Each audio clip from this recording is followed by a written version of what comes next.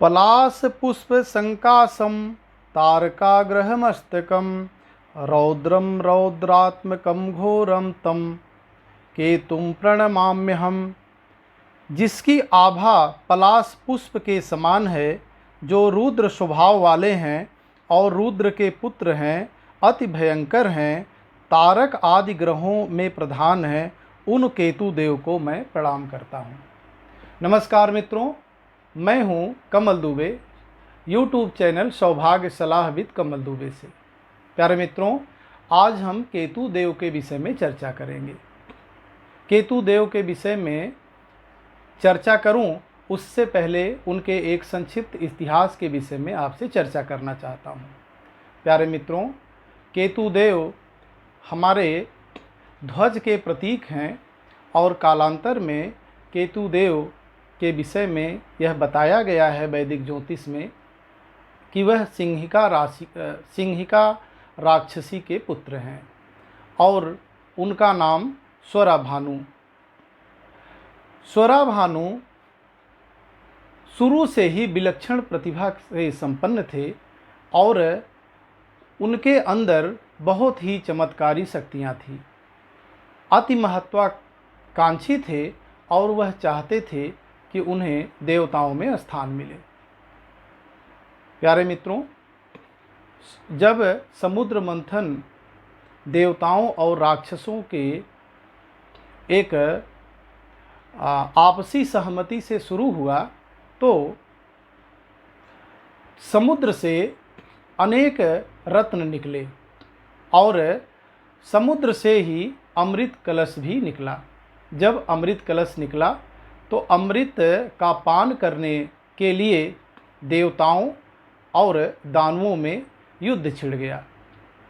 देवता श्री हरि विष्णु के पास गए और उन्होंने श्री हरि विष्णु से अमृत कलश को राक्षसों को न मिले, इसके लिए प्रार्थना की और यह कहा कि प्रभु, अगर यह अमृत कलश का पान राक्षस लोग करेंगे तो इस ब्रह्मांड में हाहाकार मच जाएगा और वह इस ब्रह्मांड में अधर्म को बढ़ाने लग जाएंगे। श्री हरि विष्णु ने बात को समझा और उन्होंने मोहिनी का रूप बनाया और अपने माया से सबको भ्रमित कर दिया। अमृत कलश को लेकर के श्री हरि विष्णु देवताओं को अमृत पान कराने लग गए। लेकिन श्री हरि विष्णु की इस चाल को स्वराभानु समझ गया और वह देवताओं की पंक्ति में जाकर के बैठ गया। श्री हरि विष्णु देवताओं को अमृत पान कराते कराते स्वराभानु को भी उन्होंने अमृत पान करा दिया। स्वराभानु को अमृत पान कराया ही था कि तैसे सूर्य और चंद्रदेव ने उसे पहचान लिया और देख लिया और उन्होंने श्री हरि विष्णु से इस विषय में स्वराभानु की शिकायत कर दी। श्री हरि विष्णु को बहुत क्रोध आया और उन्होंने क्रोध में आकर के स्वराभानु को अपने सुदर्शन चक्र से उसके धड़ को अलग कर दिया। मित्रों, धड़ तो अलग कर दिया, लेकिन अमृत पान वह कर चुका था, इसलिए वह अमर हो गया। स्वराभानु का जो सिर है वह राहु देव हैं और जो स्वराभानु का धड़ है वह केतु देव हैं। लेकिन स्वराभानु तो समाप्त हुआ, लेकिन वह दो स्वराभानु बन गए, एक राहु देव के रूप में और एक केतु देव के रूप में। हम आज केतु देव के विषय में आपसे चर्चा कर रहे हैं। सूर्य और चंद्र देव का इशारा स्वराभानु भी समझ गया और तभी से सूर्य देव और चंद्र देव से वह अपनी दुश्मनी निभाने लगा। स्वराभानु या आप कह सकते हैं राहु देव और केतु देव कुंडली में वैसे तो उन्हें कोई खास स्थान प्राप्त नहीं है या वह किसी घर के मालिक नहीं हैं, वह एक छाया ग्रह हैं, वह एक धुआं हैं, लेकिन उनकी स्थिति बहुत मजबूत कुंडली में मानी जाती है। कुंडली में सबसे मजबूत ग्रह अगर किसी को समझा जाता है तो वह हैं सूर्यदेव और दूसरे नंबर पे आते हैं चंद्रदेव। लेकिन मित्रों, सूर्य देव और चंद्र देव से भी कहीं अधिक हो जाते हैं राहु देव और केतु देव, क्योंकि सूर्य अन्य ग्रहों के साथ अगर बैठता है तो वह अस्त कर देता है, और केतु देव और राहु देव सूर्य को ही अस्त कर देते हैं या ग्रहण लगा देते हैं। तो आज केतु देव के विषय में मैं आपको कुछ और भी जानकारी देना चाहता हूँ। कुंडली में केतु देव अगर धनु लग्न में बैठ जाएं या वृश्चिक लग्न में बैठ जाएं तो उच्च के माने जाते हैं, और केतु देव अगर मिथुन लग्न में बैठ जाएं या वृषभ लग्न में बैठ जाएं तो वो नीच के माने जाते हैं। अगर केतु देव कुंडली में शुभ होकर के बैठ जाएं तो निश्चित तौर पे वह हमें रातों रात स्टार बना सकते हैं, और यही केतु देव अगर हमारे कुंडली में अशुभ होकर के बैठ जाएं तो बड़ा से बड़ा स्टार भी रातों रात जमीन पे आ सकता है।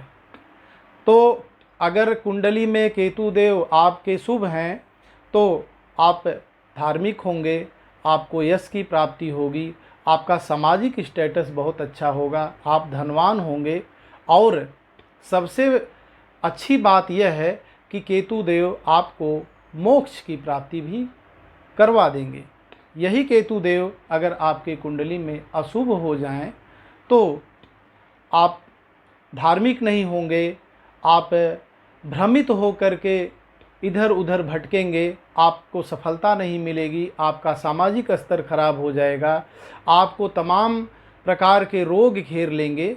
तो इस हिसाब से हम अपने जीवन में केतु देव के विषय में समझ सकते हैं कि वह हमारे जीवन में शुभ हैं या अशुभ हैं। मित्रों, वैसे तो कुंडली का विश्लेषण करने के बाद ही पता किया जा सकता है कि कुंडली में हमारे केतु देव शुभ हैं या अशुभ हैं, लेकिन अगर शुभ हैं तो केतु देव की महादशा या अंतर्दशा आने पर आप शुभता में सब कुछ, सामाजिक प्रतिष्ठा, मान सम्मान, यश, धन सब कुछ प्राप्त कर लेते हैं। अगर अशुभ हो जाएं तो उनके दशा अंतर्दशा आने पर यह सब चीज़ों की न्यूनता आने लग जाती है। अगर केतु देव भ्रम के देवता हैं, भटकाव के देवता हैं, अगर किसी व्यक्ति के अंदर आप भटकाव देखते हैं तो निश्चित रूप से समझिए कि केतु देव की स्थिति इस कुंडली में, इनकी कुंडली में ठीक नहीं है। अगर केतु देव अशुभ होते हैं तो, या इस प्रकार से समझे, अगर केतु देव सूर्य देव और चंद्र देव के साथ बैठ जाएं तो वह ग्रहण योग लगा देते हैं, और नौवें घर में अगर केतु देव सूर्य देव या चंद्र देव के साथ बैठ जाएं तो वह पितृदोष भी बना देते हैं। मित्रों, पितृदोष और ग्रहण दोष के विषय में फिर कभी चर्चा कर लेंगे। आज आपको हम यह समझा देते हैं कि केतु देव अगर अशुभ हैं तो आप छोटा सा उपाय करके उनको शुभ कर सकते हैं। मित्रों, केतु देव का मंत्र का जाप करके भी आप उनको शुभ कर सकते हैं, और केतु देव की वस्तु है अचार, नींबू, धारदार चक्कू, मतलब धारदार लोहे की वस्तु भी केतु देव की कारक वस्तु है। आप उनका दान करके भी केतु देव को शुभ कर सकते हैं। इस प्रकार से मित्रों, केतु देव के विषय में मैंने एक आपको संक्षिप्त में समझाया, और आप अपने जीवन में इस चीज़ को अप्लाई करके देखें कि क्या आपके जीवन में केतु देव शुभ हैं या अशुभ हैं। ऐसे ही किसी अन्य ग्रह के विषय में फिर कभी चर्चा करेंगे। अगर आपको वीडियो पसंद आया हो तो मित्रों लाइक कर दीजिएगा, शेयर कर दीजिएगा, सब्सक्राइब कर दीजिएगा, जिससे आने वाली वीडियो आप तक पहुंचती रहे। मित्रों और भी मैं कुछ कहना चाहता हूं।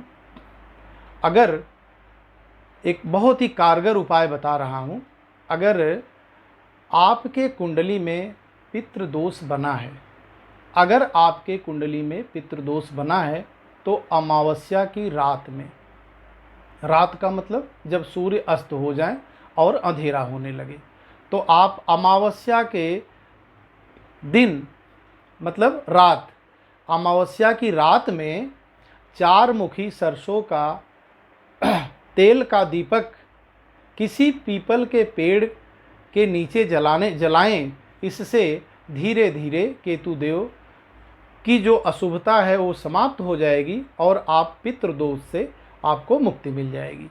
आपका बहुत बहुत धन्यवाद। ऐसे ही वीडियो देखते रहिए और लोगों तक मैसेज को पहुंचाते रहते।